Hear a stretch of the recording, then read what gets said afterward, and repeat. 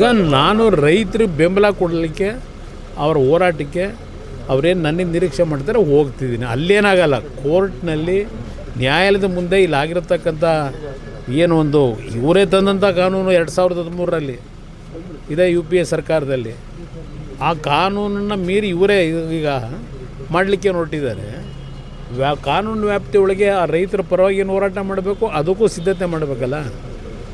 ಇಲ್ಲಿ ಸಾಂಕೇತಿಕವಾಗಿ ಧರಣಿ ಮಾಡ್ಕೊಂಡೇನು ಕೂತಿದ್ದಾರೆ 470 ದಿವಸದಿಂದ. ಒಂದು ಅವರಿಗೆ ಬೆಂಬಲ ಕೊಡ್ಲಿಕ್ಕೆ ಹೋಗ್ತಿದ್ದೀನಿ ಅಷ್ಟೇ. ನಾಳೆ ಅವ್ರ ಜೊತೆ ಚರ್ಚೆ ಮಾಡ್ಕೊಂಬರ್ತೀನಿ. ನಾನು ವೆಯ್ಟ್ ಮಾಡ್ತೀನಿ, ಮಧ್ಯಾಹ್ನದವರೆಗೂ ಅಲ್ಲೇ ಇರ್ತೀನಿ. ಬಂದು ಅವ್ರು ಕೂತ್ಕೊಂಡು ಸುಗಮವಾಗಿ ಮಾಡ್ಕೊಂಡ್ರೆ ನಂದೇನು ಅಬ್ಜೆಕ್ಷನ್ ಇಲ್ಲ. ರೈತರೆಲ್ಲ ಒಪ್ಕೊಳ್ಳೋದಾದ್ರೆ ನಾಳೆ ಗಲಾಟೆ ಮಾಡೋಕೆ ಹೋಗ್ತಾ ಇದ್ದೀವಿ. ಅಲ್ಲಿ ಗಲಾಟೆ ಮಾಡ್ಸೋಕೆ ಕೊಟ್ಟಿರೋದು ಅವರಿಗೆ 144 ಸೆಕ್ಷನ್ ಹಾಕೋದಕ್ಕೆ ನನ್ನ ಅಭಿಪ್ರಾಯದಲ್ಲಿ.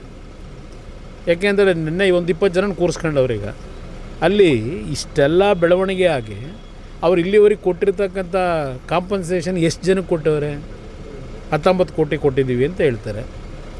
20,000 ಕೋಟಿ ಪ್ರಾಜೆಕ್ಟಿಗೆ ಇನ್ನೂ 19 ಕೋಟಿ ಎಷ್ಟು ದಿವಸದಿಂದ ಬಲವಂತವಾಗಿ ಕೊಟ್ಕೊಂಡು ಹೊರಟವ್ರೆ. ಕೆಲವು ಪಾಪ ಕೊಟ್ಟಿರ್ಬೋದು, ಇಲ್ಲ ಅಂತ ಹೇಳಲ್ಲ. ಯಾಕೆ ಅಂದರೆ ಅಲ್ಲಿ ಕೊನೆ ಹಂತದಲ್ಲಿ ಕೆಲವು ಹಳ್ಳಿನಲ್ಲಿ ಎಷ್ಟೇ ಏನೇ ಆದರೂ ಬೆಳೆ ಬೆಳೀಲಿಕ್ಕೆ ಸಾಧ್ಯ ಇಲ್ಲ ಅನ್ನೋದು ಗೊತ್ತು ನನಗೆ.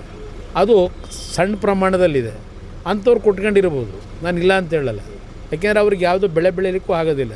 ಒಂದು 20 ವರ್ಷದೆಲ್ಲ ನೀರು ಹರಿತದಲ್ಲಿ ಅಲ್ಲಿ ರೊಚ್ಚಿನ ಒಂದು ಇದು ಬೆಳೆದಿರ್ತಕ್ಕಂಥ ಇದರಲ್ಲಿ ಆಗೋದಿಲ್ಲ ಅನ್ನೋದು ಗೊತ್ತು. ಹಾಗಂತೇಳಿ ಎಲ್ಲರ ಮೇಲೂ ಗದಾಪ್ರಾಯ ಮಾಡೋದ್ರಾಗುತ್ತಾ?